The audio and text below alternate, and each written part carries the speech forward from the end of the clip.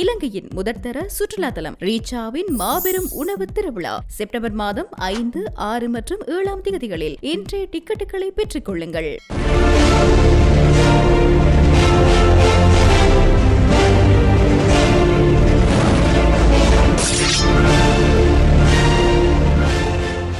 இப்போது செம்மணியிலே 147 உடல்கள் அடையாளம் காணப்பட்டிருக்கிறது.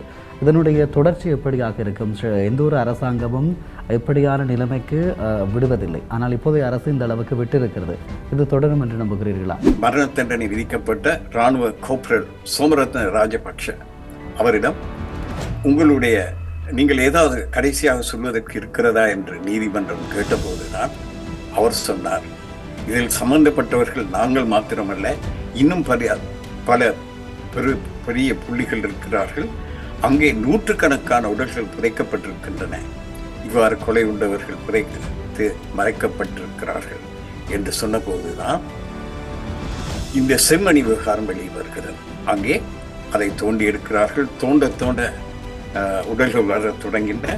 இந்த செம்மணி விவகாரம் இன்று நேற்று தொடங்கிய விவகாரம் அல்ல. முன்னர் ஒரு முறை சந்திரிகா காலத்தில் இது தோண்டப்பட்டு அது மூடி மறைக்கப்பட்டது. கல்லூரி மாணவி கிருஷாந்தி குமாரசாமி கொடூரமான முறையிலே இராணுவத்தினரால் பாலியல் வன்கொடுமைக்கு உட்படுத்தப்பட்டு படுகொலை செய்யப்பட்டார்.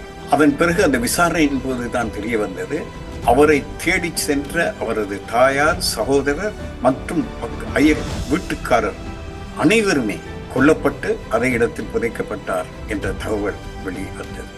இப்பொழுது அண்மையிலே காலமாக இருக்கிறான் ரோஹான் ரத்வத், அவர் உடற்தளவிலே 10 இளைஞர்கள் படுகொலை செய்த போது அந்த இடத்தில் நானும் இருந்திருக்கிறேன். அதற்கு நானும் ஒரு சாட்சி தான்.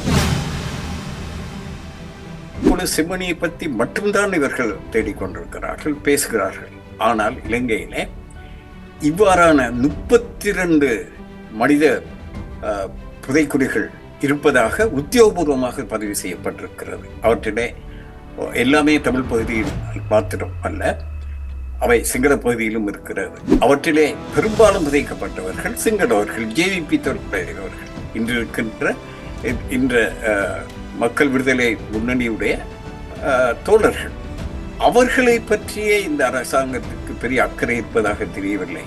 ஆகவே தமிழ் மக்களுடைய விவகாரத்திலே இந்த அரசாங்கத்திற்கு ஒரு உண்மையான அக்கறை இருப்பதாக எனக்கு தெரியாது.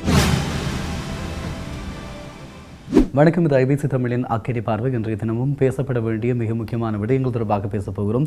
குறிப்பாக தமிழர் தாயகத்திலும் சர்வதேச ரீதியிலும் தமிழர்களிடையே பேசுபொருளாக மாறி இருக்கக்கூடிய விடயம் செம்மணி விவகாரம். இது தொடர்பாக நேற்று முன்தினம் கூட நீதிமன்ற வழக்குகள் இடம்பெற்றது. அதனுடைய சமர்ப்பணங்கள், வாத பிரதிவாதங்கள், அதிலே முன்வைக்கப்பட்டிருக்கக்கூடிய விடயங்கள் என்று சொல்லி அதிர்ச்சி தரக்கூடிய ஏராளமான விடயங்கள் தொடர்ச்சியாக இடம்பெற்றுக் கொண்டிருக்கிறது.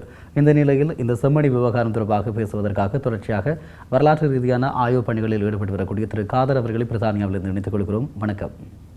வணக்கம் பிரியங்கன். வணக்கம் ஐபிசி நேயர்களே. குறிப்பாக இப்போது செம்மணி தொடர்பாக அதிக அளவிலான பேசுபொருள் இருந்து கொண்டிருக்கிறது. காரணம், தமிழ் மக்களுடைய மிக கூறிய வலிகள் அங்கே பிரதிபலித்துக் கொண்டிருக்கிறது. குறிப்பாக சொல்லிக் கொள்வார்கள், எலும்புக்கூடுகள் எழுந்து நின்று நீதி கோரிக் கொண்டிருக்கிறது என்று சொல்லி. இந்த செம்மணி விவகாரத்தை நீங்கள் எப்படி பார்க்கிறீர்கள்? இன்று உணர்ச்சி மிக்க ஒரு பொருளாக அது மாறி இருக்கிறது. அதை வைத்து சிலர் அரசியல் செய்ய முயற்றுக் கொண்டிருக்கிறார்கள். மக்கள் இதன் மூலமாவது எங்களுடைய வழிகள் உலகத்துக்கு உணர்த்தப்படுமா, நீதி கிடைக்குமா என்று இயங்கிக் கொண்டிருக்கிறார்கள். ஆனால் என்னுடைய பார்வையிலே இவ்வாறு காலத்துக்கு காலம் ஒரு பிரச்சனையை தூக்கி பிடித்து விட்டு பிறகு அடுத்த பிரச்சனை வந்தவுடன் அதை தூக்கி எறிந்துவிட்டு ஒவ்வொரு சம்பவங்களையும் செயல்பாடுகளையும் தூக்கி பிடித்து கொண்டு போகின்ற அரசியலுக்கு என்ன பெயர் வைப்பது என்று எனக்கு தெரியவில்லை.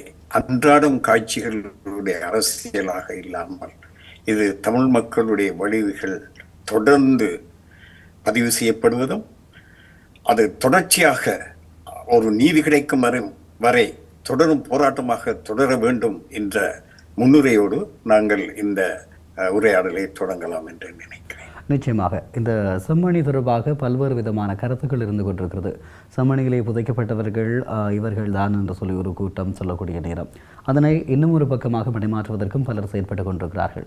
இந்த நிலையில் இப்போது செம்மணியிலே 147 உடல்கள் அடையாளம் காணப்பட்டிருக்கிறது. இதனுடைய தொடர்ச்சி எப்படியாக இருக்கும்? எந்த ஒரு அரசாங்கமும் எப்படியான நிலைமைக்கு விடுவதில்லை. ஆனால் இப்போதைய அரசு இந்த அளவுக்கு விட்டிருக்கிறது. இது தொடரும் என்று நம்புகிறீர்களா, அல்லது ஜெனீவாவினுடைய தொடருக்காகத்தான் இது இவ்வாறு திறந்து விடப்பட்டிருக்கிறது என்று நம்புகிறீர்களா? உங்களுடைய கேள்வி மிக பொருத்தமான ஒரு கேள்வி. சந்திரிகா காலத்திலும் இது இந்த பிரச்சனை எடுக்கப்பட்டது. உண்மையிலே இந்த பிரச்சனையை நாங்கள் சற்று இதனுடைய இப்பொழுது எப்படி இந்த பிரச்சனை வெளியே வந்தது என்பதை ஆராய்ந்தாலே எங்களுக்கு இதுக்கு விடை கிடைக்கும். இந்த செம்மணி விவகாரம் இன்று நேற்று தொடங்கிய விவகாரம் அல்ல. முன்னர் ஒரு முறை சந்திரிகா காலத்தில் இது தோண்டப்பட்டு அது மூடி மறைக்கப்பட்டது. மீண்டும் அது மறக்கப்பட்டு போன ஒரு விடயமாக இருந்து தற்செயலாக கடந்த பிப்ரவரி மாதம் அந்த செம்மணி புதைகுழியை மூடி மறைக்கும் ஒரு பணி அங்கு நடைபெற்றது. ஒரு கட்டிட வேலை அங்கே நடைபெற்றுக் கொண்டிருந்தது. அப்பொழுதுதான் அந்த முதலாவது எலும்புக்கூடு வெளியே வந்தது. அது வானத்தை பார்க்கும் ஒரு பொம்மை, ஒரு நீல நிற பாடசாலை மாணவியின் பை, இப்படி ஒரு குழந்தையின் பொம்மை, இப்படித்தான் அது வெளியே வந்தது. அதை தோண்ட தோண்ட புதையல்கள் போல எலும்புக்கூடுகள் வந்து, என்னை நீங்கள் மறந்து விட்டீர்களே, நீதி எங்கே என்று கேள்வி கேட்பது போல அவை வெளியே வந்த பிறகு அந்த இடத்திற்கு வழக்கறிஞர் ரணிதா ஞான ராஜா அங்கு சென்றார். யாழ்ப்பாணத்தில் மாத்திரம் 60க்கும் மேற்பட்ட குடும்பங்கள் இன்னும் காணாமல் போன தங்கள் உறவுகளை தேடி அலைந்து கொண்டிருப்பவர்கள் அங்கு விரைந்தார்கள். அது மக்களுடைய கவனத்தை ஈர்த்தது. அதன் பிறகு தடயவியல் தொல்பொருள் ஆய்வாளர் பேராசிரியர் ராஜ் சோமதேவா தலைமையிலே அந்த தோண்டு ஆரம்பிக்கப்பட்டது. இதுவரைக்கும் நீங்கள் சொன்னது போல 147 கூடுகள், எலும்புக்கூடுகள் தோண்டி எடுக்கப்பட்டிருக்கின்றன. ஆனால் உண்மையிலே இது மொத்தம் எத்தனை எலும்புக்கூடுகள் அங்கிருந்து வெளிப்படும் என்பதை யாராலும் ஊகிக்க முடியாமல் இருக்கிறது. ட்ரோன்கள், செயற்கை கோள்கள் மூலமாக எடுக்கப்பட்ட படங்கள், இதுவரைக்கும் தோண்டி எடுக்கப்பட்ட எலும்புக்கூடுகள் 70% மாத்திரமே என்ற ஒரு உத்தேச கணக்கை கூறுகிறது. இந்த நீங்கள் கேட்ட கேள்விக்கு பதில் கூறுவதாக இருந்தால், இந்த பிரச்சனை கையில் எடுக்கப்படுவது இதுதான் முதல் தடவை அல்ல. முதல் தடவையாக இந்த வழக்கு 1996 எடுக்கப்பட்டது. கல்லூரி மாணவி கிருஷாந்தி குமாரசாமி கொடூரமான முறையிலே இராணுவத்தினரால் பாலியல் வன்கொடுமைக்கு உட்படுத்தப்பட்டு படுகொலை செய்யப்பட்டார் என்ற செய்தி தான் உலகத்துக்கு அதிர்ச்சியை கொடுத்தது. அதன் பிறகு அந்த விசாரணையின் போது தான் தெரிய வந்தது, அவரை தேடி சென்ற அவரது தாயார், சகோதரர் மற்றும் அயல் வீட்டுக்காரர் அனைவருமே அந்த கொல்லப்பட்டு அதே இடத்தில் புதைக்கப்பட்டார் என்ற தகவல் வெளிவந்தது. இது சம்பந்தமாக விசாரணை சந்திரிகா காலத்திலும் நடைபெற்றது. அதற்கு காரணம் 1996 இந்த சம்பவம் நடைபெற்றது. அப்பொழுது விடுதலை புலிகள், வேறு சில மனிதாபிமான அமைப்புகளும் அங்கே பலத்தோடு இருந்தன. அவை இந்த பிரச்சனையை பற்றி பிரச்சனையை தம்முடைய கையிலே எடுத்து சர்வதேச ரீதியாக ஒரு அழுத்தத்தை இந்த அரசாங்கத்துக்கு கொடுத்த போது அவர்கள் வேறு வழி இல்லாமல் நீதிமன்றத்திலே அதை சம்பந்தப்பட்ட சிலருக்கு எதிராக வழக்கு தொடர்ந்து அவர்களுக்கு மரண தண்டனை விதிக்கப்பட்டது. அதோடு அந்த நியாயம் புதைக்கப்படும் என்று நினைத்த சமயத்தில் தான் மற்றொரு பூதம் வெளிக்கிட்டது. அந்த மரண தண்டனை விதிக்கப்பட்ட சமயத்திலே அவ்வாறு மரண தண்டனை விதிக்கப்பட்ட இராணுவ கோப்ரல் சோமரத்ன ராஜபக்ஷ அவரிடம், நீங்கள் ஏதாவது கடைசியாக சொல்வதற்கு இருக்கிறதா என்று நீதிமன்றம் கேட்டபோதுதான் அவர் சொன்னார், இதில் சம்பந்தப்பட்டவர்கள் நாங்கள் மாத்திரமல்ல, இன்னும் பல பெரிய புள்ளிகள் இருக்கிறார்கள். அங்கே நூற்றுக்கணக்கான உடல்கள் புதைக்கப்பட்டிருக்கின்றன. இவ்வாறு கொலை உண்டவர்கள் புதைத்து மறைக்கப்பட்டிருக்கிறார்கள் என்று சொன்னபோதுதான் இந்த செம்மணி விவகாரம் வெளியே வருகிறது. அங்கே அதை தோண்டி எடுக்கிறார்கள். தோண்ட உடல்கள் வர தொடங்கின. 1999 வரைக்கும் மந்தகதியிலே அப்பொழுது விடுதலை புலிகள் பலமாக இருந்த சமயத்தில் கூட 15 உடல்கள் தான் வெளியே கண்டுபிடிக்கப்பட்டன. அதன் பிறகு இந்த மௌனமாக அது மூடி மறைக்கப்பட்டது.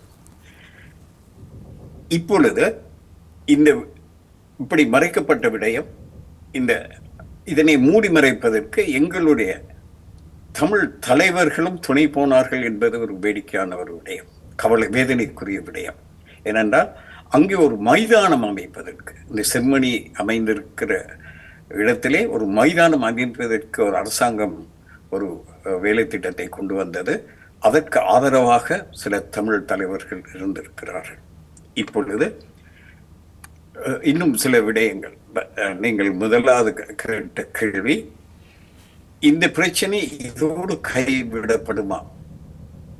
சில வேளை இந்த ஜெனீவா முடிந்தவுடன் எங்களுடைய தமிழ் தரப்பும் அதை கைவிடும். அவர்களுக்கு ஏதோ ஒரு விடயம் வேண்டும் ஜெனீவாவுக்கு கொண்டு செல்வதற்கு, தாங்கள் இருக்கிறோம் என்று அன்றாடம் காட்சி அரசியல் செய்வதற்கு இந்த தேவை என்று அவர்களுக்கு கிடைத்திருக்கிறது. எடுத்துக்கொண்டு போகிறார்கள். பிறகு அவர்களும் கலைத்து போவார்கள். அரசாங்கத்துக்கும் அது தெரியும். அவை இப்பொழுது அதை விட்டிருக்கிறது என்று தான் நினைக்கிறேன். ஏனென்றால் இந்த அரசாங்கத்தின் நிலைப்பாட்டை பற்றி கடைசியிலே நான் என்னுடைய கருத்தை சொல்கிறேன். இப்பொழுது நான் இன்னொரு விடயத்தை சொல்கிறேன். இவ்வாறு இப்பொழுது செம்மணியை பற்றி மட்டும்தான் இவர்கள் தேடிக்கொண்டிருக்கிறார்கள், பேசுகிறார்கள். ஆனால் இலங்கையிலே இவ்வாறான 32 மனித புதைக்குழிகள்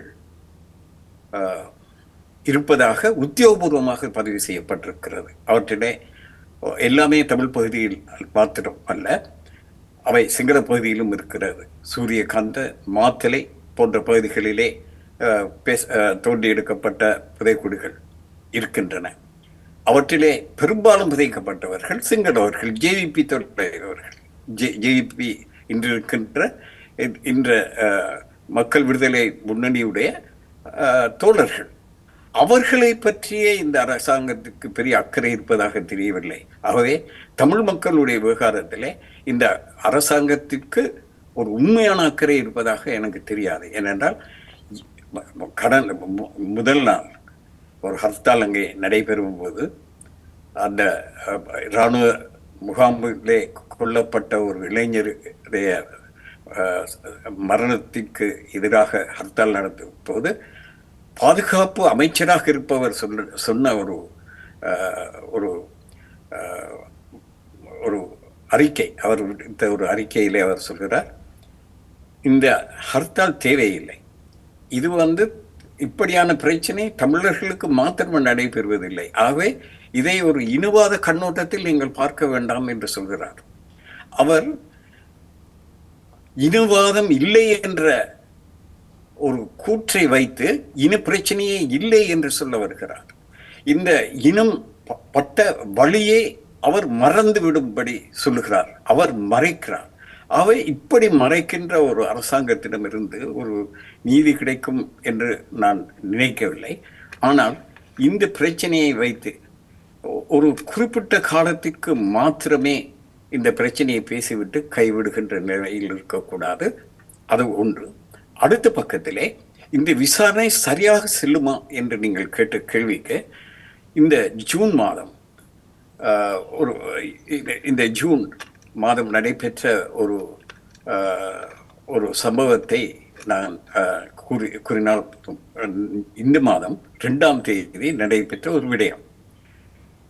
பருத்தித்துறை வீடு ஒன்றுக்கு புலனாய்வு பொறுப்பதிகாரி, இராணுவ புலனாய்வு அதிகாரி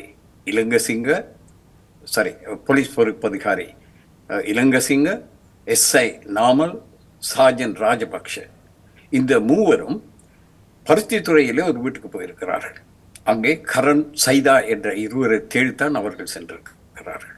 இவர்கள் இருவரும் கணவன் மனைவி.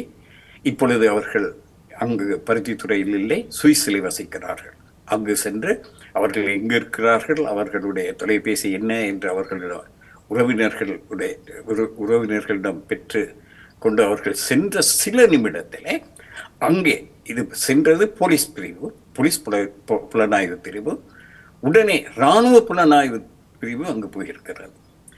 அங்கே போய் யாழ்ப்பாண கடற்படை புலனாய்வு அதிகாரிகள் அங்கு விரைந்திருக்கிறார்கள். அவர்கள் சென்ற சில நிமிடங்களில் போய் அவர்கள் என்ன விசாரித்தார்கள் என்ற விவரத்தை தேடியிருக்கிறார்கள்.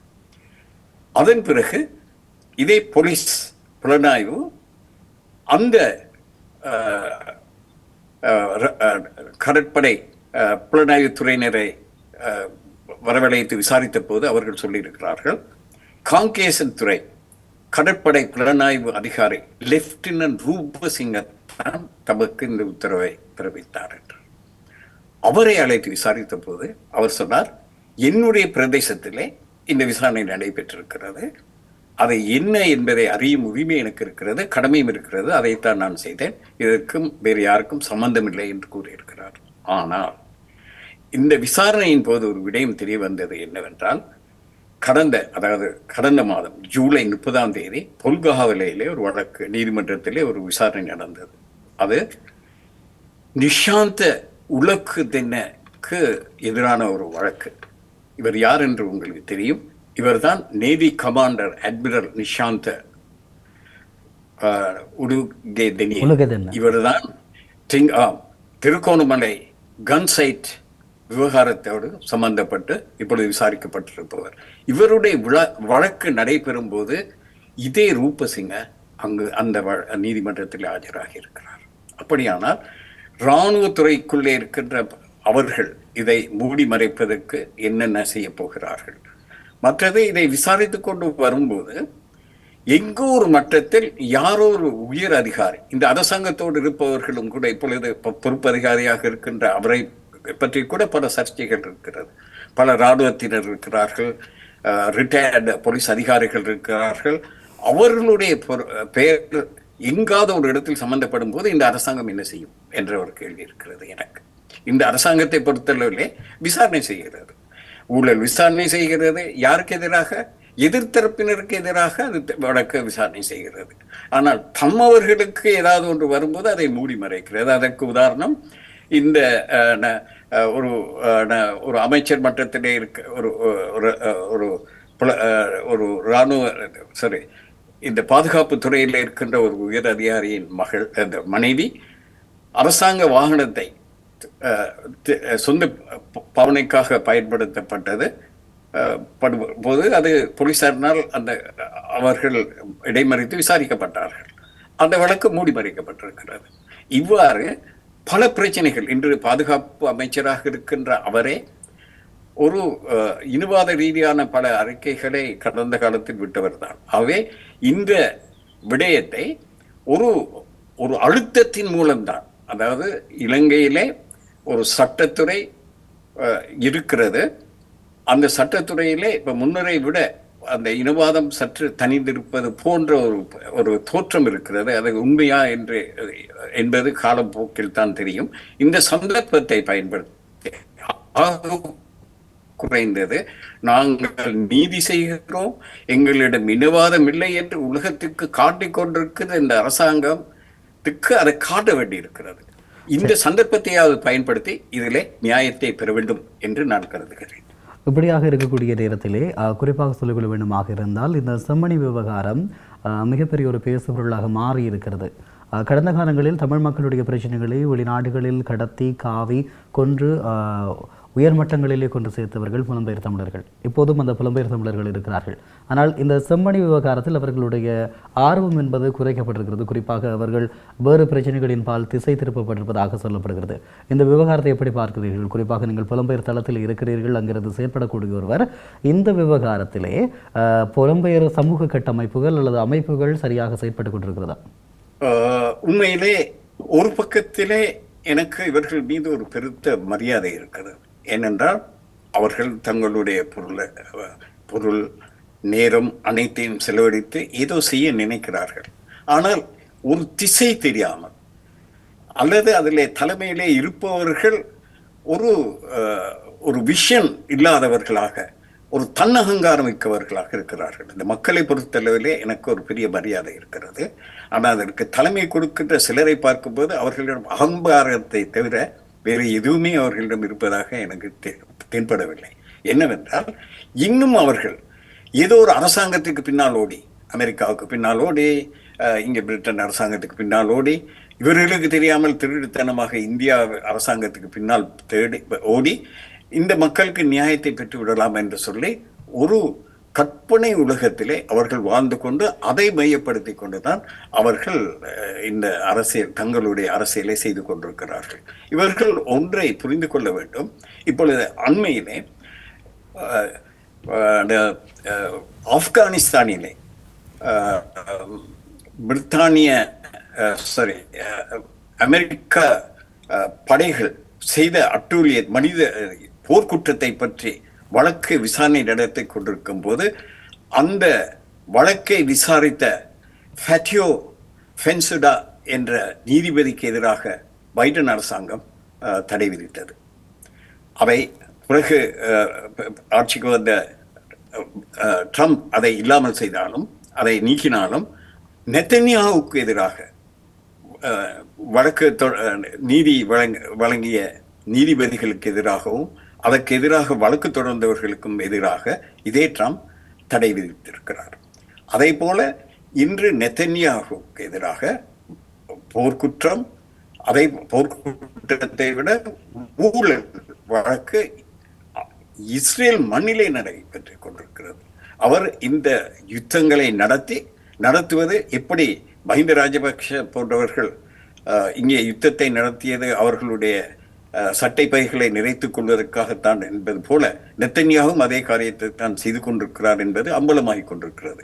அதை நீதிமன்றம் விசாரித்து தீர்ப்பு கொடுக்கின்ற நேரத்தில் ட்ரம்ப் உத்தரவு சொல்லுகிறார், இங்கிருந்து அறிக்கை விடுக்கிறார், இவரை விசாரிக்க கூடாது அல்லது இவருக்கு பொது மன்னிப்பு கொடுக்க வேண்டும், ஏனென்றால் அவர் செய்த சேவை அதிகமானது என்று சொல்கிறார்.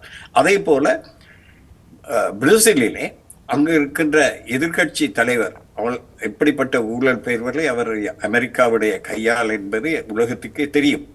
அவர் இப்பொழுது நீதிமன்றத்தில் விசாரிக்கப்படும் போது அந்த நீதிபதிக்கு எச்சரிக்கை விடுக்கிறார், உங்களுக்கு அந்த அரசாங்கத்துக்கு தடை போட்டிருக்கிறார். 50% தடையினர் மீது, இந்த எதிர்கட்சி தலைவர் மீது இருக்கின்ற வழக்கை நீங்கள் வாபஸ் பெறாவிட்டால் இந்த டாரிஃப் நீக்கப்படாது என்று.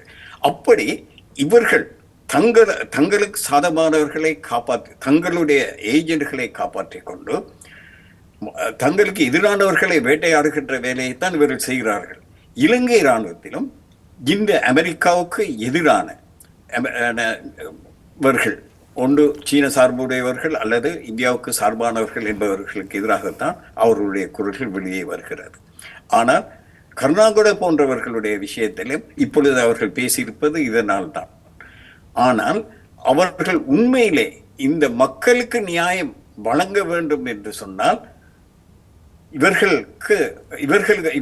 இவர்களை தண்டிப்பதற்கு இன்னொரு நீதிமன்றத்தை நாங்கள் தேட வேண்டும். ஈராக்கிலே குண்டு மழை பொழிந்ததற்கும் அங்கே படுகொலை செய்ததற்கும், இன்று பலஸ்தீனத்திலே நடைபெற்றுக் கொண்டிருப்பதற்கும், லெபனானிலே நடைபெற்றுக் கொண்டிருப்பதற்கும், லிபியாவிலே நடைபெற்றுக் கொண்டிருப்பதற்கும், உலகம் முழுவதும் நடந்து கொண்டிருக்கின்ற அநியாயம் அனைத்திற்கும் 2 பேரைத்தான் நாங்கள் குற்றம் சொல்லலாம். ஒன்று பிரிட்டன், அவர்களுடைய கடந்த காலத்தில் வரைந்த அந்த முறையற்ற எந்த விஞ்ஞான அறிவும் இல்லாமல் பிரித்தாளும் தந்திரத்துக்காக வரைந்த எல்லைக்கோடுகள், நாடுகளின் எல்லைக்கோடுகள், பிறகு அவர்கள் அமெரிக்காவோடு கைகோர்த்து கொண்டு செய்கின்ற அட்டூழியங்கள், பிரிட்டன், அடுத்தது அமெரிக்கா. ஆகவே இந்த நாடுகளிடம்தான் இவர்கள் நியாயத்தை கேட்கிறார்கள். அது வேடிக்கையாக இருக்கிறது.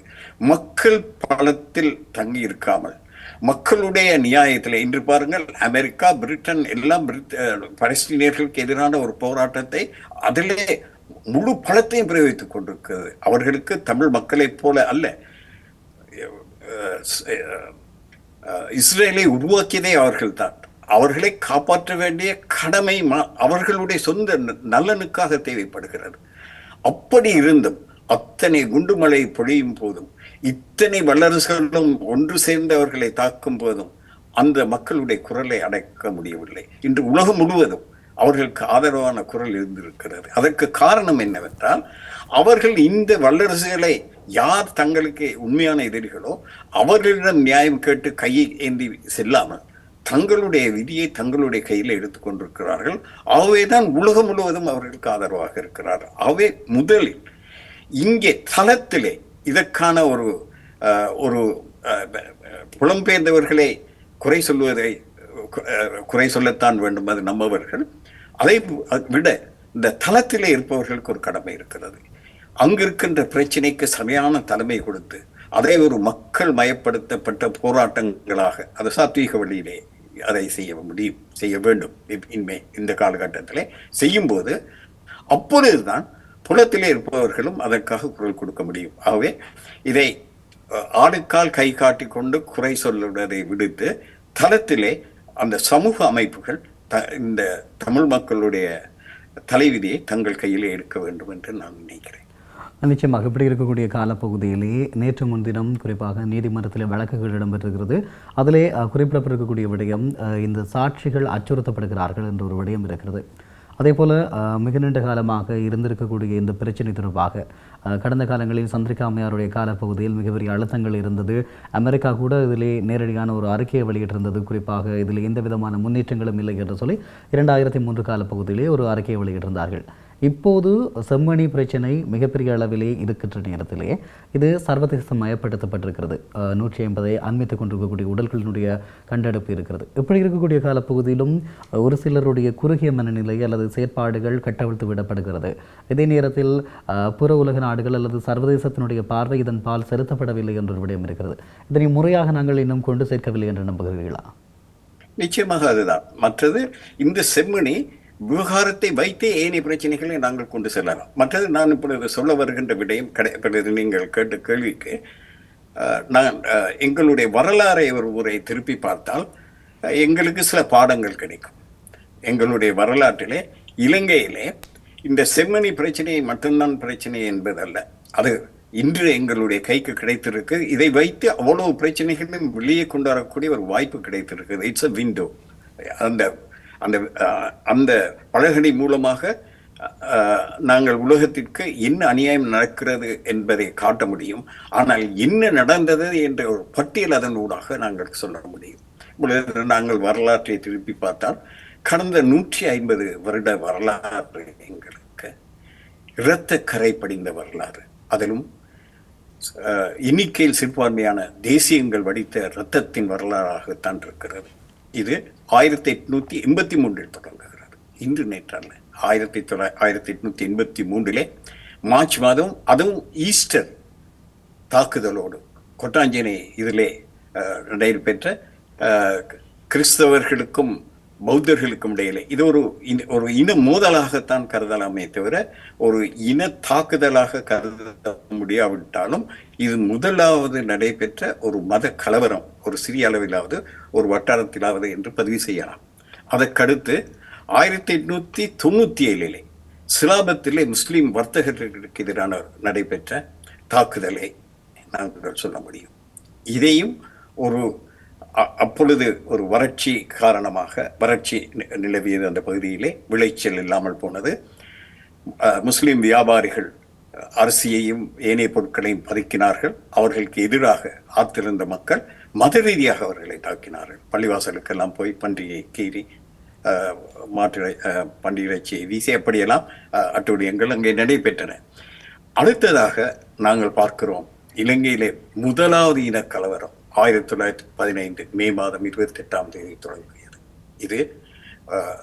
இதுதான் இலங்கை வரலாற்றிலே பதிவு செய்யப்பட்டு அதிகமாக பேசப்படுகின்ற 1915 முஸ்லிம் கோலஹாலை என்று சொல்லப்படுகின்ற ஒரு கலவரம், பாரிய கலவரம், முஸ்லிம்களுக்கு எதிரான போராட்டம். இது கம்பளையிலே தொடங்கி வெடித்தது. அந்த வரலாற்றுக்குள் நான் போகவில்லை. அதன் பிறகு 1930 அந்த இடையிலே கொஞ்சம் மந்தம் நிலவியது 1915. அதற்கு காரணம் அந்த இனவாதத்துக்கு பின்னால் இருந்த தலைவர்கள் எல்லாரையும் பிடித்து பிரித்தானிய அரசாங்கம் சிறை கொல்லப்பட்டிருந்தது, டிஎஸ்ஐ நாயக்க உட்பட. அவர்கள் வெளியே வந்தவுடன் கொஞ்ச காலம் அதை அடக்கி வாசித்தார்கள். அவர்கள் வெளிப்படையாக பேசுவதற்கு கூட பயந்து தமிழ் தலைவர்களின் பின்னால் போய் கொண்டிருந்தார்கள். சிவப்பொன் ராமநாதன் போன்றவர்களுடைய பின்னணியிலே இலங்கை தேசிய காங்கிரஸ் என்ற அந்த குடைக்குள்ளே தான் அவர்கள் தங்களுடைய அரசியலை செய்து கொண்டிருந்தார்கள். தமிழர்களை தான் முன்னால் போட்டுக் கொண்டிருந்தார்கள். இவர்களுடைய விடுதலைக்கும் சிவபொன் ராமநாதன் தான் வக்காலத்து வாங்க வேண்டியிருந்தது. அவை அந்த நேரத்தில் தமிழ் தலைவர்கள் தூக்கி பிடித்தார்கள். ஆனால் பிறகு 1930 அந்த டிப்ரெஷன், அந்த பொருளாதார நெருக்கடி, சர்வதேச பொருளாதார நெருக்கடி காலத்திலே இந்தியர்களுக்கு எதிரான இனவாதம் பச்சையாக பேசப்பட்டது. அதன் பிறகு இலங்கையிலே நடைபெற்ற முதலாவது தமிழர்களுக்கு எதிரான முதலாவது சிறிய இனக்கலவரம் நாவலப்பிட்டியிலே 1939 நடைபெற்றது. அதனுடைய உண்மையான குற்றவாளி ஜி பொன்னம்பலம் தான். அங்கே நாவலப்பிட்டியிலே போய் சிங்களவர்கள், மடையர்கள், மகாவம்சம் ஒரு புனைக்கதை, அது புனைக்கதை தான். ஆனால் அதில் ஒரு இனவாத ரீதியான ஒரு சிங்கள இனவாதத்திற்கு எதிராக ஒரு தமிழ் இனவாதத்தை முன்வைத்து அங்கே பேசிய போது குணசிங்க டிஎஸ்ஐ நாயக்கவுடைய ஆதரவாத்தியத்திலே அது கட்டுப்படுத்தப்பட்டது. இதுதான் இலங்கையிலே தமிழ் சிங்கள கலவரம் முதலாவது சிறிய அளவிலே தொடங்கியது. அதன் பிறகு நாங்கள் பார்க்கிறோம் 1948 பிரஜா உரிமை சட்டம் கொண்டு வரப்பட்டது. அதற்கு எதிராக இலங்கையிலே முதல் தடவையாக ஒரு சத்தியாகிரக போராட்டம் பல வாரங்கள் நடைபெற்றன. அதனை முறியடிப்பதற்கு போலீசார் பயன்படுத்தப்பட்டார்கள். அதன் பிறகு நாங்கள் பார்க்கிறோம், இது தமிழர்களுக்கு மாத்திரமல்ல, இதே அரச பயங்கரவாதம், இதனை நாங்கள் அரச பயங்கரவாதம் என்று சொல்லலாம். இப்பொழுது சுதந்திர இலங்கையிலே இவர்கள் சிங்கள பெருந்தேசியவாத அரசு டொனமூர் சீர்திருத்தத்துக்கு பிறகு அவர்கள் அந்த ஆட்சியின் சுவையை கண்டுவிட்டார்கள். இந்த பெரும்பான்மை பலத்தை வைத்து இப்படி ஆட்சியை, இந்த அதிகாரத்தை, அரசியல் அமைப்பை மெனிப்புலேட் பண்ணலாம் என்று சொல்லி அவர்கள் கற்றுக்கொண்டு தனி சிங்கள சபையை அமைத்தது. அதன் பிறகு அவர்கள் ஆட்சிக்கு வந்த பிறகு கல்லையோ திட்டங்கள் அமைத்தது. இவற்றையெல்லாம் நாங்கள் பார்க்கலாம். அதே சமயம் பாதிக்கப்பட்டவர்கள் தமிழ் மக்கள் மாத்திரமல்ல, தொழிலாளர்களும் தான். இவர்களுடைய கொள்கை இனவாதம் பேசினாலும் தங்களுடைய மக்களுக்கும் நியாயம் செய்யவில்லை. ஆகவேதான் 1953 ஹர்த்தால் வெடித்தது. அதிலே தான் முதல் தடவையாக இரத்தம் பெருக்கெடுத்து ஓடியது சுதந்திர இலங்கையிலே. அதன் பிறகு 1956 மொழி தனி சிங்கள சட்டத்தை நாங்கள் பார்க்கிறோம். அதிலே முதலாவது ஒரு பாரிய கலவரத்தின் தொடக்கத்தை பார்க்கிறோம். 58 இனக்கலவரத்தை பார்க்கிறோம். அதற்கிடையிலே 1957 ஜே.ஆர். ஜெயவர்தனவும் அவருடைய நண்பர் டட்லி சேநாயக்கவும் கண்டிக்கு அந்த தமிழ் மொழிக்கு நியாயமான அந்தஸ்து வழங்குவதற்கு எதிராக அவர்கள் சென்ற ஊர்வலம், அது ஏற்படுத்திய அந்த பின்னணி, அந்த உத்வேகம், அது 1958 ஒரு இனக்கலவரமாக வெடித்தது. இவற்றையெல்லாம் நாங்கள் பார்க்கிறோம். அதன் பிறகு 1961 ஒரு தமிழ் மக்கள் நடத்திய ஒரு நியாயமான போராட்டம், சத்தியாகிரகம், இராணுவத்தை கொண்டு முறியடிக்கப்படுகிறது. இதுவரைக்கும் குண்டர்களை கொண்டு எங்களுடைய உரிமைகள் உரிமைக்காக நாங்கள் போராடும் போது தாக்கப்பட்ட நிலைமை மாறி இப்பொழுது இராணுவம் போலீசும் எங்களை தாக்குகின்ற நிலைமை வருகிறது. பிறகு இப்பொழுது அதிகாரத்தை வைத்துக்கொண்டு எங்களுடைய அதிகாரத்தை, உரிமையை, எங்களுடைய சலுகைகளை பறிக்கின்ற வேலையை 1971 தொடங்குவதை நாங்கள் பார்க்கிறோம். தரம் படித்தலை நாங்கள் பார்க்கிறோம். தேசியமயமாக்கல் என்ற பெயரிலே மலையகத்திலே 1972 77 நடந்த அனர்த்தங்களை நாங்கள் பார்க்கிறோம். இதற்கிடையிலே 1974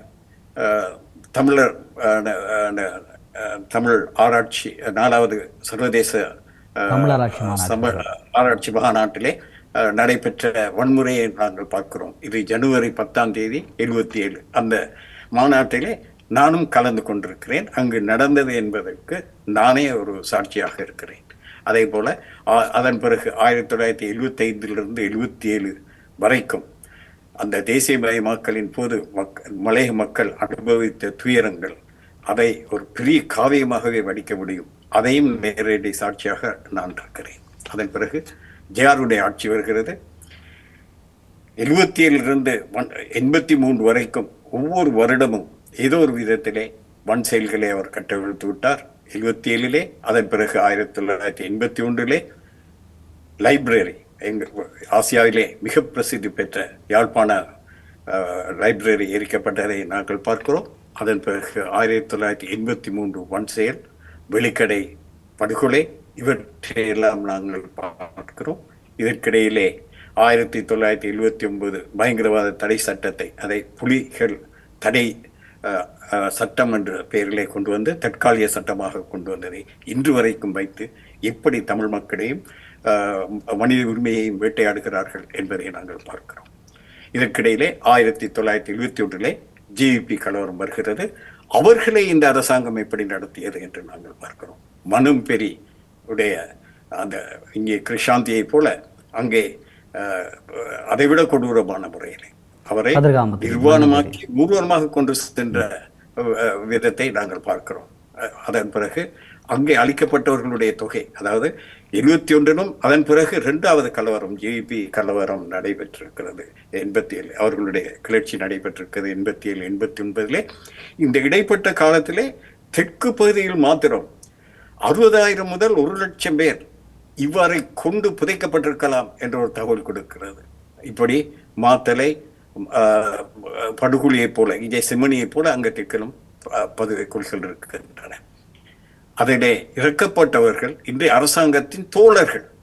இவர்கள் இன்றைக்கு ஆட்சிக்கு வந்திருக்கிறார்கள் என்றால் அவர்களுடைய ரத்தத்திலே அதை பற்றி இவர்கள் இன்னும் பேசவில்லை என்பது ஒரு வேடிக்கையான விடயம்.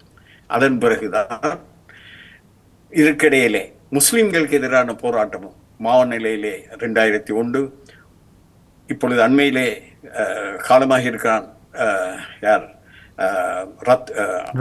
ரோஹான் ரத்வத், அவர் உடத்தளவிலே 10 இளைஞர்கள் படுகொலை செய்த போது அந்த இடத்தில் நானும் இருந்திருக்கிறேன். அதற்கு நானும் ஒரு சாட்சி தான். அந்த கொலைக்கு இல்லாவிட்டாலும் அந்த பகுதியில் என்னுடைய மனைவியுடைய பிரதேசம், அந்த கண்டி பிரதேசம், அங்கே நான் அன்று வீட்டில் இருந்தேன். அடுத்த 2002 சிலாவிலே, அதே ஆண்டு மாளிகாவத்தையிலே முஸ்லிம்களுக்கு எதிராக நடந்த வேட்டை. அதற்கு பிறகு 2005 மஹிந்த வந்தவுடன் கிரீஸ் யக்கா என்று சொல்லிக்கொண்டு, கிரீஸ் பூதம் என்று சொல்லிக்கொண்டு தமிழ் மக்களுக்கு எதிராக அவர்கள் செய்த கொடூரத்தை நாங்கள் அறிகிறோம். இப்படியெல்லாம் வந்து 2009 தான் இலங்கை வரலாற்றிலே, அதாவது இந்த நூற்றாண்டின் தொடக்கத்திலே இவ்வளவு ஒரு இன படுகொலை, இன ஒழிப்பு நடைபெற்றதில்லை என்ற அளவுக்கு அங்கே முள்ளிவாய்க்கால் படுகொலை நடைபெற்றது. அதன் பிறகு ஆட்சிக்கு வந்த 2010 பிறகு அதோடு அவர்களுக்கு அந்த இனவாதத்தை ஒரு முடிவுக்கு கொண்டு வந்திருக்கலாம். அவர்களுக்கு இராணுவ தேவை இருக்கவில்லை. இந்த மக்களுக்கு எதிராக ஆயுத ரீதியாக அல்லது ஒரு இனவாத ரீதியாக தாக்க வேண்டிய அவசியம் அவர்களுடைய இனவாத பார்வையில் கூட இருக்கவில்லை. ஆனால் அதிகாரத்திற்கு வருவதற்கு, தக்க வைத்துக் கொள்வதற்காக இலங்கை வரலாற்றிலே இன்னொரு பக்கத்திற்கு அது மாறியது. முஸ்லிம்களுக்கு எதிராக பொதுபல சேனா என்பதை உருவாக்கி அவர்கள் நடத்திய அனுராதபுரத்திலே, ஸ்லேவ் ஐலண்டிலே 2010 தொடங்கியது.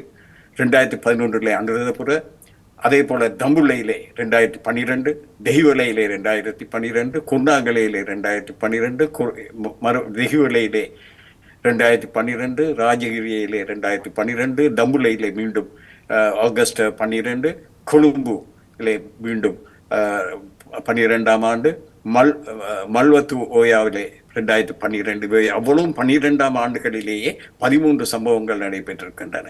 அதன் பிறகு மகாரகமையிலே 2013 ஜனவரியிலே கொல்லுப்பிட்டியிலே நடைபெற்றிருக்கிறது. ஃபேஷன் பாக்ஸ் எரிக்கப்பட்டது. இப்படி ஹலால் சர்டிபிகேட்டுக்கு எதிரான போராட்டம், ஒரு புரளி கிளப்பப்பட்டது 2013. இவ்வாறு மிக ஒரு உச்சக்கட்டத்துக்கு சென்றது ஜின்தொட்ட, அம்பார, திகடு. இதனுடைய உச்சமாகத்தான் ஈஸ்டர் தாக்குதல் நடைபெற்றது. இவ்வாறு நாங்கள் ஒரு வரிசைப்படுத்தி கொண்டு வந்தால் நாங்கள் பார்க்கிறோம் ஒரு ஒரு ஒரு ஆய்வின்படி 2012 டிசம்பர் 14 ஏப்ரல் 1/12/2012 அதாவது 8 வருட காலத்திலே 595 சம்பவங்கள் நடைபெற்றதாக ஒரு இஸ்லாமிய அமைப்பு பதிவு செய்திருக்கிறது. அதை நான் தயாரித்த ஒரு அறிக்கையிலே ஜெனீவாவிலே நாங்கள் சமர்ப்பித்திருக்கிறோம். இது நான் சொன்ன அவ்வளவு விஷயத்தையும் ஒரு ஆவணமாக அங்கு நாங்கள் சமர்ப்பித்திருக்கிறோம். அதே போல நான் இப்ப முடிக்க போகிறேன், இந்த கட்டத்தை நான் முடிக்க போகிறேன். ஒரு விடயத்தை மட்டும் சொல்ல வேண்டும். கிறிஸ்தவர்களுக்கு எதிராக 2015 மட்டும் 190 சம்பவங்கள் நடைபெற்றிருக்கின்றன. அப்படி நாங்கள் ஒவ்வொரு மாதமும் ஒவ்வொரு வருடமும் இந்த நாடு கண்ணீர் வடித்திருக்கிறது. அப்படித்தான் இந்த அரசியல் இருந்திருக்கிறது. ஆகவே இவற்றை எல்லாவற்றையும் எங்களுக்கு நடந்த அநீதி அனைத்துக்கும் நீதி கேட்கக்கூடிய ஒரு தொடக்கமாக, மீண்டும் ஒரு தொடக்கமாக செம்மணியை நாங்கள் கொள்ள முடியும். நிச்சயமாக இந்த செம்மணி என்பது ஒரு மீண்டும் ஒரு தொடக்கம் என்று குறிப்பிடுகிறீர்கள்.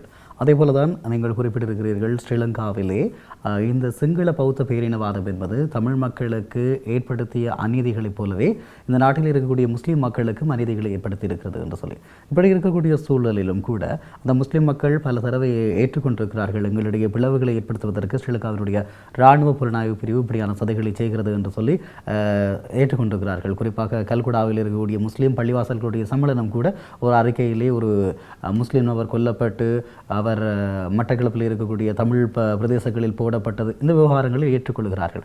இப்படி இருந்தும் ஏன் இந்த முஸ்லீம் சமூகமும் தமிழ் சமூகமும் தங்களுக்கிடையான உறவுகளை பேணிக் கொள்வதில் தயாராக இல்லை? அல்லது முஸ்லிம்களை பொறுத்தவரை குறிப்பாக அதிகளவான இராணுவ புலனாய்வாளர்களுடைய செயற்பாடுகளுக்கான இடங்களை வழங்கி இருக்கிறது என்ற ஒரு கேள்வி இருக்கிறது இல்லையா? குறிப்பாக சஹ்ரான் காசிம் தொடங்கி நிறைய விடயங்களிலே அந்த தன்மைகள் இருக்கிறது. இதனை நீங்கள் எப்படி பார்க்கிறீர்கள்? குறிப்பாக இந்த செம்மணி விவகாரம் பேசப்படுகின்ற கால பகுதியிலே ரவு ஹக்கீம் அவர்கள் நாடாளுமன்றத்தில் குருக்கள் மட படுகொலைகளுக்கு நீதி கேட்கிறார். நிச்சயமாக கொலைகளுக்கும் கொல்லப்பட்டவர்களுக்குமான நீதி கிடைக்கப்பெற வேண்டும் என்பதில் மாற்று கருத்து இல்லை. எங்கு இருந்தாலும் யார் கொல்லப்பட்டாலும் அவர்களுக்கு நீதி பெறப்பட வேண்டும். ஏன் இப்படியான ஒரு சந்தர்ப்பத்தில் தொடர்ச்சியான மடைமாற்றங்களுக்கு முஸ்லிம் சமூகம் பயன்படுகிறது? இதிலே ரெண்டு தரப்பையும் நான் குறை கூறுவேன். ரெண்டு பக்கத்திலும் ஒரு நேர்மையை நான் காணவில்லை, ஒரு சுய விமர்சனத்தை நான் காணவில்லை. உண்மைதான், இந்த முஸ்லிம்களும் தமிழர்களும் பிட்டு இல்லை, முன்னர் கிழக்கு மாகாணத்தை பிட்டு நாங்கள் சாப்பிடுகின்ற பிட்டுக்கு சொல்வார்கள். அதில் இருக்கிற மாவுக்கும் தேங்காய் பூவும் போல இணைந்திருந்தார்கள் என்று சொல்லி உண்மைதான். அப்படித்தான் ஒரு ஒரு ஒரு கிராமம் சிங்களம் தமிழ் என்றால் அடுத்த கிராமம் தமிழாக இருந்தது. அவர்களிடையிலே அந்த தமிழ் என்ற அந்த தமிழ் மொழிக்கு ஒரு பெரிய வலிமை இருக்கிறது. அந்த ஒரு மூத்த தமிழ், அதற்கு இருக்கின்ற சுவை, அதற்கின்ற இலக்கியம், இவை அவர்களை இணைத்து வைத்திருந்தது. ஒரு பல 1000 ஆண்டுகள் அவர்களை இணைத்து வைத்திருந்தது. அதை பிளவுபடுத்தக்கூடிய விதத்திலே எங்களுடைய தலைவர்கள் அனைவரையுமே குற்றம் சொல்ல வேண்டும். ஒன்று. அடுத்தது, இந்த அரசாங்கம், அதாவது லலிதத்திலே காலத்திலே மொசாடுடைய ஒத்துழைப்போடு தான் அந்த ஊர்காவல் படையை அவர்கள் அமைத்து அந்த உறவை பழுதுபடுத்தினார்கள். அது மாத்திரமல்ல, சில சிங்கள இராணுவ அதிகாரிகளும் முஸ்லீம் அதிகாரிகள் என்ற முஸ்லீம் பெயரை வைத்துக்கொண்டு தமிழ் மக்களிடம் அநியாயம் செய்தார்கள். அதே போல ஒரு சில தமிழர்களைப் போலவே அதைவிட எண்ணிக்கையில் சற்று அதிகமான முஸ்லிம் அதிகாரிகளும், உயர் அதிகாரியும் விலைக்கு வாங்கப்பட்டு புலனாய்வுத்துறை, ஏனென்றால் அந்த மொழி ஆளுமை, அவர்களுடைய மொழி ஆளுமையை பயன்படுத்தினார்கள். என்னை கூட 1885 கைது செய்வதற்கு தலைமை தாங்கியது ஒரு முஸ்லீம் தான். என்னை பிடித்து, ஏனென்றால் அந்த மற்றவர்களுக்கு உயர் அதிகாரிகள் பின்னால் இருந்தார்கள், மொழி பேசுவதற்கு இவர்களைத்தான் முன்னால் விட்டார்கள். அப்படி ஒருவர் தேவைப்பட்டார். கடைசியாக பார்த்தால் அவர் என்னுடைய உறவினராகவும் இருந்தார். அவர் உறவினர் என்பதனால எனக்கு கருணை காட்டவில்லை. இது ஒரு சம்பவத்துக்காக நான் சொல்லுகிறேன். அப்ப இதன் மூலமாக ஒரு பக்கம் நடந்தது. நான் சொல்ல வருகின்ற விடயம் என்னவென்றால், அரச பயங்கரவாதம் ஒன்று இருக்கிறது. இதுவரைக்கும் நான் அரச பயங்கரவாதத்தை பற்றி பேசியிருக்கிறேன். அதே போல எங்கள் மத்தியிலும் எங்களுடைய மத்தியிலும் நாங்கள் சில நேரங்களில் பயங்கரவாத நடவடிக்கையில் ஈடுபட்டிருக்கிறோம். அதை நாங்கள் ஒத்துக்கொள்ள வேண்டும். பிரபாகரன் ஒத்துக்கொண்டிருக்கிறார். அவர் யாழ்ப்பாணத்திலிருந்து தமிழர்களை வெளியேற்றியது தவறு என்பதை அதற்காக வருந்தி இருக்கிறார். ஆனால் அதை அப்படி அதற்கு ஒரு மன்னிப்பு கேட்கின்ற தைரியமோ அந்த பக்குவமோ இன்றைய தலைவர்கள் பலருக்கு கிடையாது. விசேடமாக புலத்தில் இருப்பவர்களுக்கு அதை பற்றி பேசக்கூடாது என்று தான் அவர்கள் சொல்கிறார்கள். எதையுமே மூடி மறைக்கக்கூடிய விடயங்கள் கிடையாது. அனைத்தையும் பற்றி பேச வேண்டும். ஒரு சுய விமர்சனம் வேண்டும். அதே போல முஸ்லிம்கள் செய்த காட்டி கொடுப்புகள், அநீதிகள், இவைக்கும் ஒரு சுய விமர்சனம் செய்து அந்த தலைவர்கள் உத்தரவாதம் எடுக்க வேண்டும். இனிமேல் இப்படி நடக்காது என்று. அப்படியானால் தான் இப்படியான ஒரு நிலைமை நடக்கும் போதுதான் இதை இந்த தலைவர்கள் செய்ய மாட்டார்கள். ஏனென்றால் இந்த இனப்புலவுகள் எப்படி சிங்கள பெருந்தேசியவாத தலைவர்களுக்கு அந்த சிங்களம் பௌத்தத்தை வைத்து அரசியல் செய்ய வேண்டுமோ அதே போல முஸ்லிம் தலைவர்களுக்கு இஸ்லாம் என்று சொல்லிக்கொண்டு அரசியல் செய்ய வேண்டும். அதே போல தமிழ் தலைவர்களுக்கும் தாங்கள் தமிழர்கள் இந்துக்கள் என்று சொல்லிக்கொண்டு அரசியல் செய்ய வேண்டும். அவர்களிடம் இந்த நேர்மையை நீங்கள் எதிர்பார்க்க முடியாது, பக்குவத்தை எதிர்பார்க்க முடியாது, அவர்களால் இந்த ஐக்கியத்தை கொண்டு வர முடியாது. ஆனால் சமூக அமைப்புகள், இன்று பல சமூக அமைப்புகளிடம் நல்ல ஒரு பக்குவம் தெரிகிறது. அதற்கு உதாரணத்தை நீங்கள் பார்க்கலாம். இலங்கையிலே அவ்வளவு உச்சகட்டத்திலே இனவாதம் இருக்கும் போதுதான் இங்கே அறங்கலையை வடித்த தெற்கினை அவர்கள்தான் இனவாதம் பேசக்கூடாது, இனவாதத்துக்கு எதிரான ஒரு முன்னெடுப்பை எடுத்தார்கள். ஆகவேதான் இந்த ஜேவிபி கூட ஒரு இனவாத அமைப்பாகத்தான் இருந்தது. இப்பொழுதும் அது முற்றாக அதிலிருந்து வெளிப்பட்டு விட்டது என்று நான் நினைக்கவில்லை. அவர்களுடைய நிலைப்பாடும் மாறியது இந்த அறங்கலைக்கு பிறகுதான்.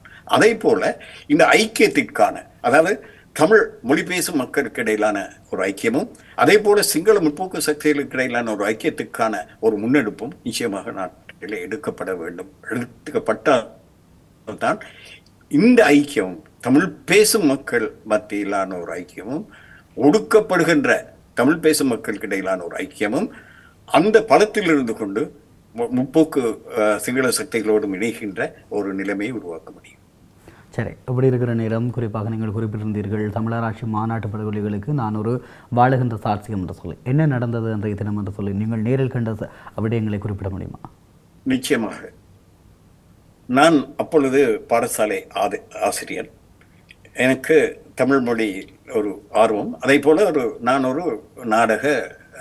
ஒரு நாடக மன்றம் வைத்து மேடைகளிலே நாடகம் நடத்தி கொண்டிருந்தேன். கொழும்பிலே இருந்து என்னுடைய நண்பர்கள் கலைச்செல்வன் இன்று உயிரோடு இருக்கிறார் என்று நினைக்கிறேன், காலம் சென்ற டீன்குமார் போன்றவர்களோடு எனக்கு தொடர்பு இருந்தது. அவர்கள் ஒரு நாடகம் போடுவதாக இருந்தது. எனக்கு அழைப்பு விடுத்தார்கள், நீங்களும் வாருங்கள், அதிலே நீங்களும் பங்கு கொள்ள வேண்டும் என்று சொல்லி நான் போயிருந்தேன். அந்த தமிழ் நான் நினைக்கிறேன் நைனா மரைக்கார், பேர் எனக்கு சற்று நைனா மரைக்கார், அவர் பேசிக் கொண்டிருந்தார். அப்படி உணர்ச்சி பிரவாகம், எல்லா மக்களும் அமைதியாக தங்களுடைய கலாச்சார பண்பாட்டை, இலக்கிய பெருமையை பேசிக்கொண்டிருந்த ஒரு தருணம் வீரசிங்க மண்டபத்திலே நடந்து கொண்டிருந்தது. அந்த வீரசிங்க மண்டபத்திலே இடம் போதாத காரணத்தினாலே வெளியிலே மக்கள் அமர்ந்திருந்தார்கள். அவர்கள் பாதையிலே அமர்ந்திருந்தார்கள். அந்த பாதை ஒரு பிரதான பாதை கிடையாது, அது ஒரு ஒதுக்குப்புறமான பாதை. அந்த பாதையில் அமர்ந்திருக்கும் போது அப்பொழுது இவர் அல்ஃபர்ட் துரையப்பா அவர் இந்த தமிழராட்சி மாநாடு யாழ்ப்பாணத்திலே நடத்தக்கூடாது என்பதிலே முனைப்பாக இருந்தவர். அவருக்கு இது வெற்றிகரமாக நடப்பது ஒரு ஆத்திரத்தை ஊட்டியிருக்க வேண்டும். அவருடைய தூண்டுதலால் தான் அந்த ஒரு முதலிலே போலீஸ் அங்கு வந்தது, ட்ரக்கிலே வந்து கலைந்து அந்த பாதையை கிளியர் பண்ண சொல்லி தான் அவர்கள் கேட்டார்கள்.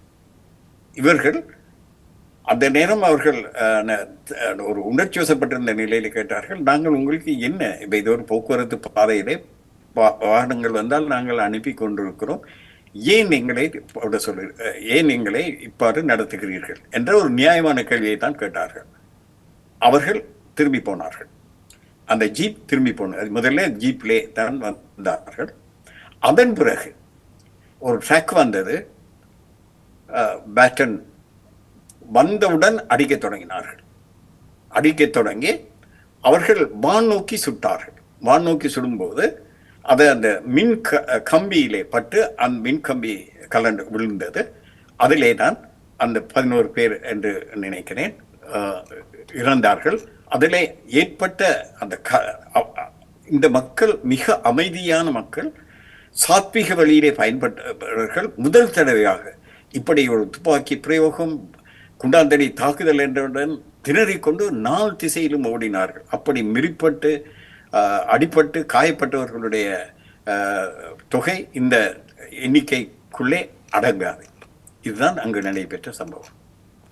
சரி, இப்படியாக வாழுகின்ற இந்த மக்களுடைய வாழ்க்கையில் மிகப்பெரிய சோகங்கள், வரலாற்றினுடைய பதிவுகள் எல்லாமே இருக்கிறது.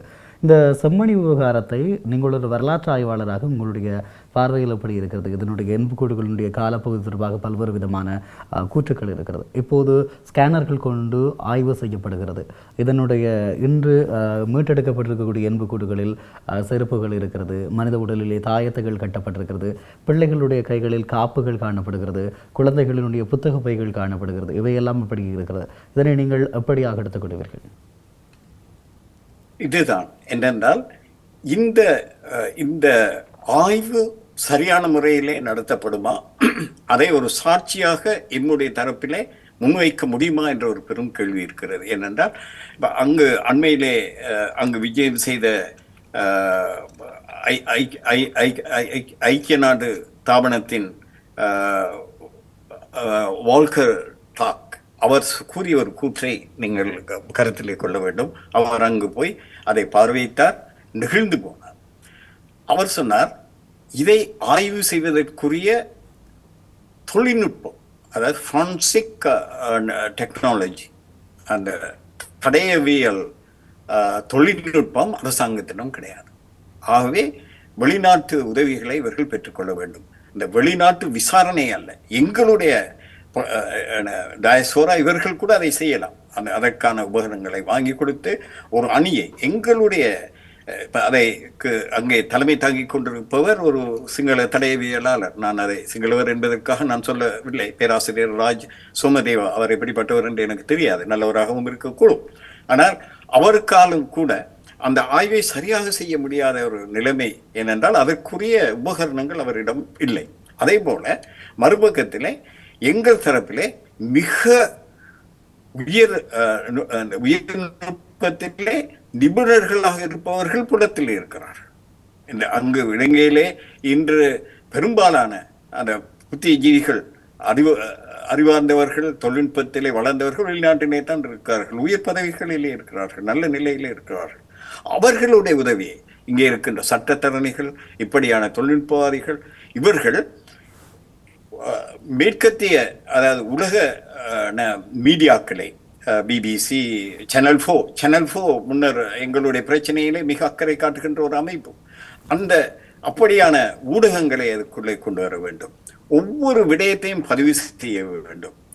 அவர்கள் இந்த ஆய்வுக்கு ஒரு பக்கப்புலமாக நின்று கொண்டு ஒத்துழைப்பு நல்குவதன் மூலம் இன்னொரு விடயத்தையும் செய்ய முடியும். அவர்கள் கண்காணிக்க முடியும். ஒத்துழைப்பதன் மூலம் அவர்கள் கண்காணித்து நீதிமன்றத்தின் உத்தரவோடு நாங்கள் கண்காணிப்பதற்கு எங்களுக்கு அதிகாரம் வேண்டும். அரசாங்கத்திடம் கையேந்த வேண்டும்.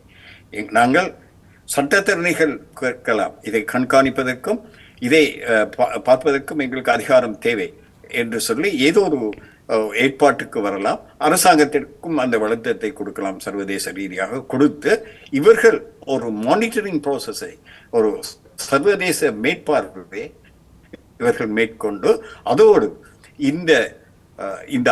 இந்த விசாரணை, இந்த ஆய்வு மிக சரியாக நடைபெறுவதை உத்தரவாதப்படுத்த வேண்டும்.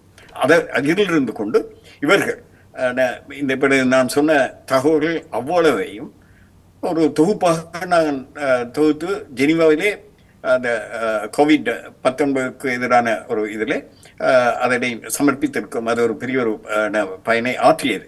இதே போன்ற ஆவணங்களை தயாரிக்க வேண்டும். ஆவணங்களை தயாரித்து பதிவு செய்து உலக மக்களிடம் கொண்டு செல்ல வேண்டும். அதற்கான தகுதியும் திறமையும் எங்கள் மத்தியில் இருக்கிறது, மற்றவர்கள் அனைவரையும் விட. ஏனென்றால் அவர்கள் உலகம் முழுவதும் பறந்திருக்கிறார்கள். அறிவு வளத்திலே மிக உயர்ந்த மட்டத்திலே இருப்பவர்கள் இருக்கிறார்கள். என்ன பிரச்சனை என்றால் அவர்களுக்கு சமூக விஞ்ஞானம் சம்பந்தமான பார்வை இல்லாத ஒரு குறைபாடு தான் இருக்கிறது. சரி, நன்றி திரு காதர் அவர்களே. இந்த நாளில் நிறைய விடயங்கள் பேசியிருக்கிறோம். நிகழ்ச்சியை நிறைவு செய்து கொள்ள வேண்டிய நேரம் வந்துவிட்டது. இந்த நேரம் 2 விடயங்களை ஞாபகப்படுத்திக் கொள்கிறேன். அதாவது, யாழ்ப்பாண மாவட்ட சட்டத்தணிகள் சங்கம் ஒரு வழக்கை தாக்கல் செய்திருந்தது. செம்மணி வழக்கு விவகாரத்தை நாங்கள் குழிகளை, மனித புதை குழிகளை தினமும் பார்வையிட வேண்டும் என்று சொல்லி அதற்கு அனுமதி வழங்கப்பட்டிருக்கிறது. அதே போல வெளிநாடொன்றிலிருந்து கொண்டு வரப்பட்டிருக்கக்கூடிய ஆய்வு செய்கின்ற இயந்திரத்திற்கான அனுமதிகளை ஸ்ரீலங்காவினுடைய பாதுகாப்பு அமைச்சு மறுத்திருக்கிறது. அதற்கான அனுமதிகள் வழங்கப்படாத நிலையிலேயே ஸ்ரீலங்காவினுடைய ஜெயபரத்னபுர பல்கலைக்கழகத்தில் இருக்கக்கூடிய ஆய்வு இயந்திரம் அங்கு பயன்படுத்தப்பட்டது என்பதனையும் இந்த நேரத்தில் கூறி வைக்கிறேன். நன்றி உங்களுடைய நேரத்தை எங்களோடு பகிர்ந்து கொண்டதற்காக. கடைசியாக நான் ஒன்றை சொல்கிறேன். எப்படி ஜெயவர்தனபுர அந்த உபகரணம் கொடுக்கப்பட்டதோ அதே போல இன்னொரு யூனிவர்சிட்டிக்கு நாங்கள் ஒரு உபகரணத்தை கொடுக்க முடியும், கொடுத்து அதன் மூலமாக கொண்டு வர முடியும். அவை இவர்கள் 1 அடி பாய்ந்தால் நாங்கள் 10 அடி பாயக்கூடிய நிலையிலே நாங்கள் அவர்களை விட ஒரு படி முன்னே இருக்க வேண்டும். இவ்வாறு நான் கடைசியாக அதை நான் மீண்டும் பதிவு செய்து கொண்டு, நாங்கள் இதிலே அவர்களுடைய சொல்வதற்கெல்லாம் கட்டுப்பட வேண்டியதில்லை, அதற்கு ஒரு மாற்று வழியையும் கண்டு கொண்டு நாங்கள் முன்னேற வேண்டும் என்று கேட்டுக்கொண்டு, இந்த நான் ஐபிசி லண்டனில் இயங்கும்போது அடிக்கடி நான் ஐபிசிக்கு வருவேன். ஒரு நீண்ட காலம் எனக்கு தொடர்பு இல்லாமல் போய்விட்டது. அந்த தொடர்பை எனக்கு ஏற்படுத்துவதிலே பொறுப்பாளர், ஐபிசி பொறுப்பாளர் நிராஜ், தோழர் இதயச்சந்திரன் ஆகியோருக்கு ஒரு பங்கு இருக்கிறது. அவர்களுக்கும் நன்றி கூறிக்கொண்டு, மிக அருமையாக இதை தொகுப்பதற்கும் எனக்கு இடையூறு இல்லாமல் என்னுடைய கருத்தை சொல்வதற்கு, அதை நெறிப்படுத்தியதில் உங்கள் திறமையை வெளிப்படுத்தியதற்கும் உங்களுக்கும் நன்றி கூறிக்கொள்கிறேன். வணக்கம். நன்றி. இன்றைய நாள் பேசியிருக்கிறோம் செம்மணி விவகாரம் தொடர்பாகவும், அதே நேரத்தில் இலங்கையிலே தொடர்ச்சியாக தமிழ் மக்களுக்கு இழைக்கப்பட்ட அநீதிகள், அதே போல சகோதர இனமாக இருக்கக்கூடிய முஸ்லிம் மக்களுக்கு இழைக்கப்பட்ட அநீதிகள் தொடர்பாகவும், சிங்கள பௌத்த பேரினவாதமும் அதனுடைய மகாவம்ச மனநிலையும் எப்படியாக நெறிப்படுத்தப்பட்டது, தமிழ் மக்கள் மீது அது எப்படி கட்டமைக்கப்பட்டது, இதை தாண்டி செம்மணி விவகாரத்தில் இருக்கக்கூடிய தொழில்நுட்ப ரீதியான பிரச்சனைகள், புலம்பெயர் சமூகத்தினுடைய தேவை, அதே போல தமிழ் ஆராய்ச்சி மாநாட்டு படுகொலையினுடைய அந்த நேரடி சாட்சியம் போன்ற விடயங்களை பகிர்ந்திருக்கிறோம். இன்றைய நாளில் காதர் அவர்கள் உங்களுடன் இந்த விடயங்களை பகிர்ந்திருக்கிறார். மற்றும் ஒரு நிகழ்ச்சியில் உங்கள் அனைவரையும் சந்திக்கிறேன். வணக்கம்.